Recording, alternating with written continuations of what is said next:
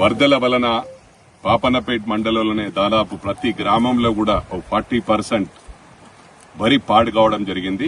ముఖ్యంగా ఈరోజు కుర్తివాడకు విజిట్ చేయడం జరిగింది. కుర్తివాడలో 1500 ఎకరాలలో దాదాపు 800 ఎకరాలు మరి వరి నష్టం జరిగింది.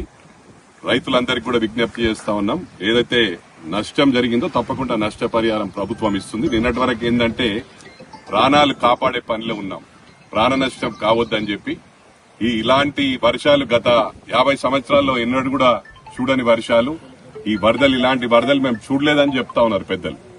మరి చాలా బాధాకరం. ఏదేమైనప్పటికీ కూడా ప్రకృతికి ఎదురు పోలేం మనం.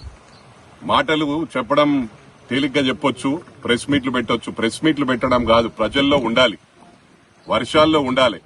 మనం ప్రజల కష్టాలు తెలుసుకోవాలి, అంతేగాని వచ్చి ప్రెస్ మీట్లు పెట్టి మనుషులను రెచ్చగొట్టడం మంచి పద్ధతి కాదని చెప్పి అన్ని పార్టీలకు విజ్ఞప్తి చేస్తా ఉన్నాను. Thank you.